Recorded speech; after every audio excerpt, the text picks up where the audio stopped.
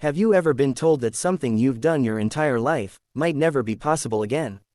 For me, that was eating. Most of us never think twice about sitting down for breakfast, sharing dinner with family, or grabbing a quick meal on a busy day. But after my stroke in 2020, everything changed. I lost the ability to swallow. Something that had always been automatic suddenly became impossible. I couldn't safely eat. I couldn't drink. If I tried, it could be dangerous. So instead of eating food, I depended on a feeding tube. Every day, every meal, every calorie, that feeding tube kept me alive. And for that, I'm thankful. But it wasn't easy. Imagine smelling your favorite meal, watching everyone around you enjoy dinner, hearing the laughter around the table, while you couldn't take a single bite. I missed birthdays, holiday meals, family cookouts, Thanksgiving, Christmas dinner, not because I wasn't there, but because I couldn't participate. Food isn't just about nutrition. It's about family. It's about celebration. It's about making memories. Losing that part of life was one of the hardest things I've ever experienced.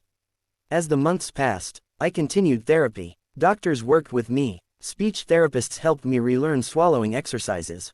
Every appointment gave me a little hope. But progress was slow. There were times when I wondered, will I ever eat again? Will I ever taste my favorite foods? Will I ever sit at a restaurant without medical equipment? Those questions stayed in my mind for years.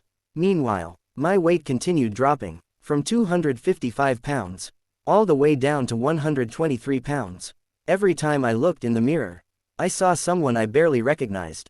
There were days when I honestly thought, I survived the stroke, am I going to starve to death instead? Those thoughts were heartbreaking, but I never stopped believing. I kept praying, I kept trusting God, I kept showing up for therapy, even when progress felt invisible. Then, in 2023, something happened that changed my life again. My doctors believed surgery could give me another chance. I'll admit, I was nervous. Any surgery comes with risks, especially after everything I'd already been through. But I also knew, without hope, nothing changes. So I prayed, my family prayed, friends prayed, and I placed the outcome in God's hands. The day of surgery arrived. As I was taken into the operating room, I remember feeling a mixture of fear, hope, and gratitude. Fear because I didn't know what would happen. Hope because this could change my future. And gratitude because I had another opportunity to fight. When I woke up, recovery had just begun. Healing takes time. Nothing happened overnight, but little by little, things started improving. Then came a moment I'll never forget. The day I was finally allowed to eat real food again. It may sound ordinary to most people, but to me, it felt like a miracle. The first bite wasn't just food. It was freedom. It was hope. It was proof that God wasn't finished with my story. I took my time. Every bite reminded me how precious the little things really are. The taste, the smell, the texture, things I had taken for granted my entire life, suddenly became priceless. I'll never forget sitting down with my family again.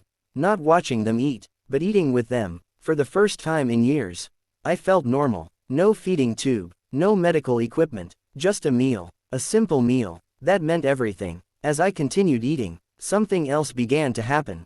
My body started healing. My weight slowly returned, 1 pound at a time. 5 pounds, 10 pounds. Eventually, I gained around 50 pounds back. My energy improved, my strength returned, and with every meal, my confidence grew. Looking back now, I realize that surgery didn't just restore my ability to eat. It restored part of my life. It restored hope. It restored joy. Sometimes people ask me, what was the happiest moment in your recovery? Without hesitation, I'd say sitting down and eating with the people I love. Because after losing something for so long, you learn to appreciate it in ways most people never will. Today, I never rush through a meal. I never complain about what's on my plate. Because I remember the years when I would have given anything, just to take one bite. If you're watching this while going through a difficult season, please don't lose hope. Healing doesn't always happen quickly. Sometimes it takes months, sometimes years, sometimes it comes through doctors, sometimes through therapy, sometimes through surgery, but never stop believing that tomorrow can be better than today. There were moments when I couldn't imagine the life I'm living now. Yet here I am, sharing my story, driving again, eating again, living again. Only God could write a story like that. I'm thankful for every doctor, every nurse, every therapist, every family member, every friend who prayed for me. And most of all, I'm thankful to God for giving me another chance. If my story encourages even one person to keep fighting, then every struggle has been worth sharing. Thank you for watching. If you enjoyed this video, please subscribe and join me as I continue sharing my journey of recovery, my faith, my Uber and Lyft adventures, and the lessons life has taught me.